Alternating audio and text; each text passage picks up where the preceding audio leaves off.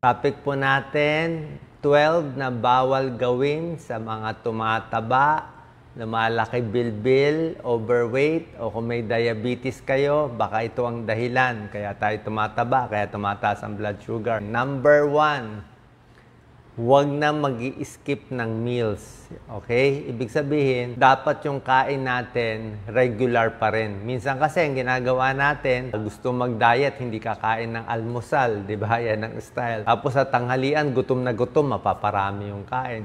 Sa hapon, di kakain. Tapos sa gabi, kakain naman ng napakarami. So, dapat ang kain natin regular, 3 meals, umaga, tanghali, merienda, gabi, pero may portion control. Okay? Regular meals, pero portion control. Hindi pwede 2 platong kanin, di ba? So, dapat 1 cup rice o half cup rice na lang. So, don't skip meals at huwag kakalimutan yung portion. Nasa dami kasi talaga ng kinakain natin. Yung iba sasabihin, Doc, healthy naman kinakain ko eh. Kahit healthy yung kinakain mo, kahit salad na healthy, hindi naman pwede isang bandihado kasi kung sobrang dami, nakakataba din. Number 2, bawal gawin yung mga matatamis na inumin. Okay? Pag tinatanong ako ng mga pasyente, ano pwede ko inumin, Doc? Actually, naghahanap lang sila ng excuse eh. Pwede ba ako buko? Pwede ba ako juice? Di ba? Kung ano pwede ba ako iced tea? Ang buko kasi, healthy ang buko, kaya lang 55 calories bawat baso. Di ba? Healthy, kaya lang kasama yun sa calories. Yung mga nasa bote, nasa lata na juice, napakatamis. Siguro mga 10 kutsaritang asukal yon, napakatamis. Soft drinks, naku, sobrang tamis pa lalo. Iced tea, halos 10 kutsaritang asukal sa isang baso. Kaya pag tatanungin ako, number 2, wag na nga matatamis, tubig lang. O, pwede bang energy drinks or sports drink? Tubig na lang. Tubig pinakamaganda. Diyan nagkakamali ang marami nating kababayan. Pwede bang diet soft drinks? May bagong pag-aaral eh. Yung diet soft drinks nakakataba din daw. So, kahit diet siya, ang problema, yung utak natin, nakainom ka na matamis, di ba? Wala ngang calories. Pero yung utak natin, naghahanap ng matamis. So, yung reaction ng katawan, kala niya may matamis na darating, walang dumating. Kaya nahirapan yung katawan. So, pati diet, medyo hindi rin maganda. Number 3, huwag magtago ng mga snack sa bahay. Diba yan ang gawain? Bibili ka ng junk food, tsokolate, yung mga nasa bars, tatago mo sa stockroom mo. Sabi mo, okay naman, reserba. Ang problema nga, pag punong-puno yung ref mo ng puro ice cream, puro cake, ikaw rin naman kakain nun eh. Diba? Mahirap mo sabihin na may self-control ka. Oo nga, siguro sa umaga, tanghali, kaya mo pigilan. Paano kung gumising ka ng madaling araw, naalimpungatan ka, nabuksan mo yung ref mo, nakita mo yung cake, o nakita mo yung ice cream, mauubos mo lahat yun eh. So, far from sight, far from mind. Number 4, ito, di ba? Alam natin, kailangan natin mag-exercise, di ba? Kailangan mag-exercise para pumayat. Kaya lang, hindi tayo pwede umasa na exercise lang. Marami kasi sa atin, isip natin, nagtatrabaho naman ako, naglalakad naman ako ng malayo eh. So, pwede na ako kumain kahit anong gusto kong kainin. Pwede ako 2 platong kanin, only rice, nagtatrabaho naman ako, hindi daw pwede ganun. Hindi ka pwede umasa na walking exercise lang para pumayat. Kailangan po natin combination. So, may lakad ka, may trabaho ka, tapos yung pagkain mo dapat dieta pa rin. Okay? Kasi kung marami kang exercise, ang dami mo rin kinain. So, patas lang. Hindi ka pa rin papayat. Number 5. Emotional eating. Iwas tayo sa emotional eating. Minsan kasi tayo, like mga kababayan natin, naghahanap lang ng excuse, di ba? Pag masaya, pumasa sa exam, na-promote sa trabaho, may pera konti, ano isipin? Kain na sa labas. Oh. Pag masaya, pag galit, mainit ulo, kain pa rin. Pag malungkot, iniwan ng boyfriend, anong gagawin? Kain pa rin, di ba? So, pag emotional ka, napapakain lalo. Pag stress ka, ano isipin mo? Na-stress ako, kakain ako. Yan ang reward ko sa sarili ko. Kaya lang kaka-reward, ang hirap nga i-burn yung kinain natin. So, don't ignore stress. Huwag gamitin yung pagkain bilang reward sa sama ng loob. Diba? Kung gusto mo, ganito na lang. O, papakita ko na rin sa inyo, o, kung nag-emotional eating ka, ano lang ang mga pwedeng prutas at hindi pwedeng prutas. Ito, dito rin nagkakamali sa eating. Ang magandang prutas lang para sa akin, pwede mo kainin. Pwede ang saging, overweight ka man o diabetes, pwede na ang saging, pwede mansanas, orange, dalandan, konti-konti, pwede suha, pwede rin. Yan ang mga prutas na pwede, kahit mga isa, dalawa, walang problema yan. Lahat ng gulay, pwede rin. Gulay, ampalaya, okra, lahat yan for diabetes. Maganda yan. Ang mga iiwasang prutas, ito talaga naka-X o talagang nakatutok ako sa dami. Hindi ko dinadamihan itong mga prutas na naka-X. Ano itong mga prutas na sobra daming sugar, nakakataas ng blood sugar.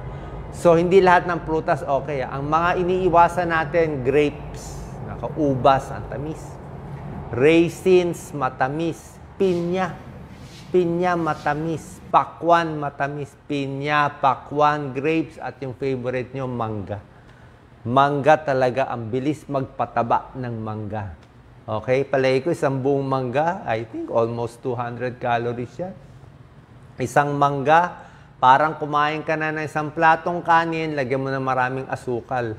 Kasi ang sarap ng mangga, di ba? Busog na busog ka eh. Tsaka isa pa sa mangga, kahit green mango.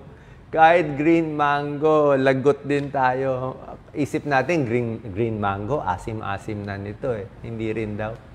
Pareho din daw yung calories ng green mango o red o yellow mango. Lalagyan mo pa ng bagoong, dumami pa problema natin. Number 6, wala nang midnight snack. Okay? Don't eat late at night.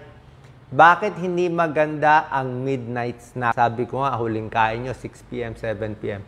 Kasi nga, pag gabi na, dapat matutulog ka na. Yung katawan mo patulog na. Yung tiyan mo patulog na. O-order ka pa ng pizza sa gabi. Order ka pa ng fast food sa gabi.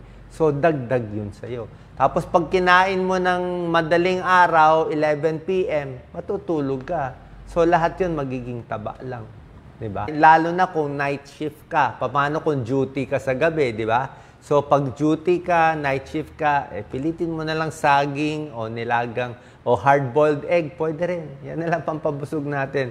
Hard-boiled egg, saka saging, pwede na yan. At least, hindi sobra sinful ang mga kinakain mo. So, midnight snack, iwas. Saging lang ako. Number 7, huwag kakalimutan ang protina. Ito yung pinakamalaking pagkakamali. Kahit ako, pagkakamali ko rin eh. Hindi ako kumakain na masyadong protein eh. Kasi sanay talaga tayong Pilipino. Anong ginagawa natin? Puro kanin talaga, di ba? Kanin, 2 plato, nilaga, konting ulam, lagyan mo na lang patis, kalamansi. Yun talaga ang kain natin eh. Pero, pag tumatanda na kayo, kahit bata pa kayo, basically, lalo na pag tumatanda, 50 above, dapat yung kanin nyo, try nyo half cup lang. Oo, 1 cup o half cup na lang. Kung dati 1 cup, half cup. Sabi mo, Doc, paano mabubusog half cup na lang? Damihan mo yung protein.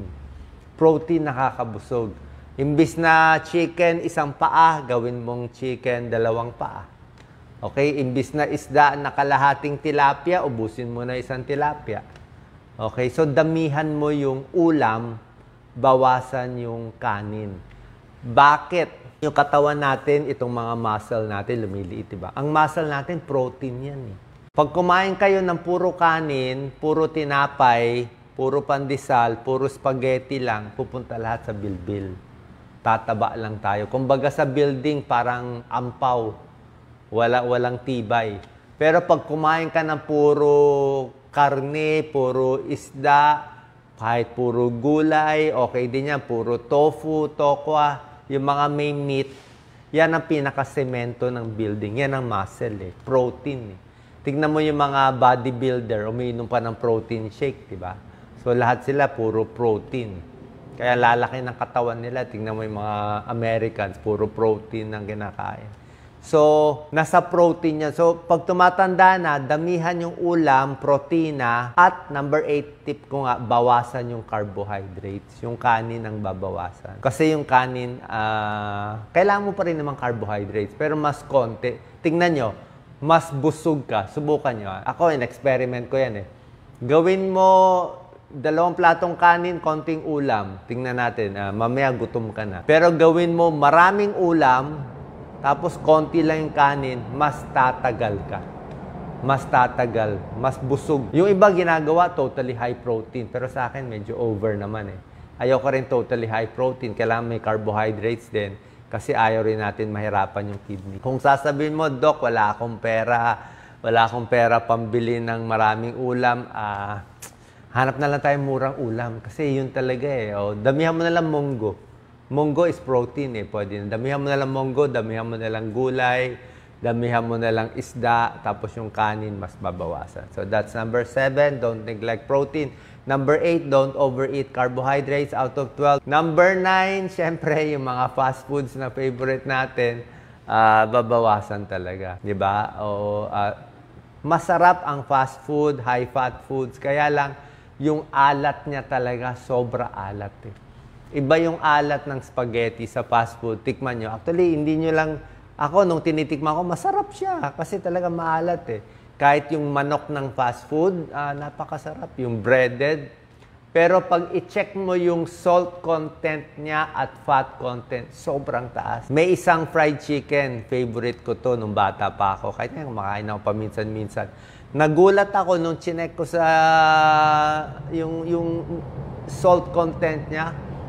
1,000 milligrams of salt sa isang chicken. Sobra dami. Kasi ang requirement natin, parang yun na yun eh. Isang chicken, yun ang salt mo eh. Dapat nga ang chicken, ang salt, mga 100, 200 milligrams na. Ito, 5 times more.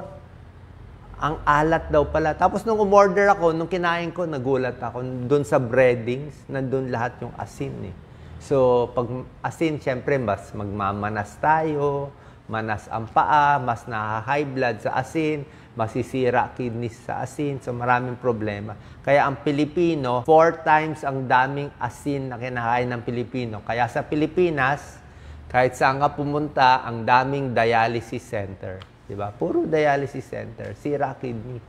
Diba? Sa asin, sa chichirya, counted din yun. Kaya sa high blood, pag na high blood, nasisira ang kidneys. Pag matataba, diabetes, masisira din kidneys. Yan ang problema natin. So, iwas sa fast food. Pwede kumain, konti lang. Siguro 1-piece chicken, ganun lang. Hanggang ganun lang ang pwede naman. Number 10, tigil sigarilyo. Alam nyo naman, tigil sigarilyo, di ba? Tigil alak. Okay? Yang alak na yan, ako nung bata ako, minom din ako ng alak. Mahilig ako minom ng alak. Kaya lang, siguro, nung mga 30 years ago, tinigil ko na. Parang wala naman. Wala naman mapupunta, malalasing ka, hapon pa lang, iinom ka na, 'di ba? So wala ka lang gagawin buong gabi, happy ka. So, ang problema sa alak, nakakataba siya. Kung wine, kung nagwa-wine, yung mga social, wine, matamis yan talaga, 'di ba? Parang fruit juice yan, grapes yan eh. Ang beer, nakakalaki ng tiyan. Kaya nga nila tinawag beer belly eh. 'Di ba, beer belly? Tingnan mo, lahat na nagiinuman sa kanto, sa barangay, ang lalaki ng tiyan, di ba? So, beer belly. Isang beer, mga 200 calories yan para sa platong kanin. Kung naka-4 na beer ka, naka-6 na beer ka. So, wala. Kaya yung mga alcoholic, ang laki-laki ng tiyan, ang liit-liit ng muscle, paano bagsak pa yung vitamin B nila? Kasi nga, sobra sa alak. At nakakataba din to. At pag alcohol, kontra yan sa gamot mo sa diabetes. Kontra yan sa gamot mo sa high blood. So, hindi rin maganda. Pati yung gamot na iniinom mo sa high blood diabetes, magugulo ang dosis kung iinom ka ng alak. Lalo na yung mga naka-antidepressant. Mga antidepressant, bawal ang alak. Sasabihin niya ng psychiatrist nyo. Number 11, dapat kompleto ang tulog. Malaking bagay ang tulog. Pag puyat kayo, o hindi kayo natulog, o kung night shift, o puyat kayo, mapaparami kain mo. Diba? Mas mahaba ang tulog mo, mas hindi ka gutom. Natutulog ka hindi ka kumakain diba? So, mas maganda. Mas relax yung katawan mo, diba? So, kailangan kompleto yung tulog, mas hindi ka tumataba. Pero kung laging puyat, siyempre, pagod yung katawan mo, naghahanap ng pagkain. And number 12, siyempre, kailangan magpa-check sa doktor. Okay? Kung may diabetes, pag masyado na mataas, punta tayo sa endocrinologist. Baka bibigyan kayo ng gamot para sa diabetes. Okay lang yung mga gamot na yan. Walang problema dyan. Huwag kayong maniniwala sa mga fake news. Baka may nabasa na naman kayo fake news na metformin masama. Hindi maganda metformin. Ang dami ko ng videos, 10 na ata videos ko na maganda ang metformin. Pinag-aaralan nga ngayon ng metformin na pampahaba ng buhay. Okay? So, pwede yan ang first line sa diabetes, binibigay. Hindi para sa lahat ng tao. Pero majority, makakatulong yung metformin. Okay lang yan. Tapos may ibang gamot pa kung mataas talaga yung blood sugar nyo. Pero, kung gagawin nyo naman tong 12 tips natin, di ba? Bawas sa matatamis. O, di ba? Mas mag-exercise, walang emotional eating, bawas sa junk food. Sa tingin ko, mababawasan yung gamot mo sa diabetes, baka matigil pa natin ang gamot mo sa diabetes. So, okay? So, pasensya na kung nasagasaan ko kayo dito sa mga tips natin, pero mahirap talaga. Pag nagkakaedad, mas tumataba, yan ang nagiging problema natin. God bless po.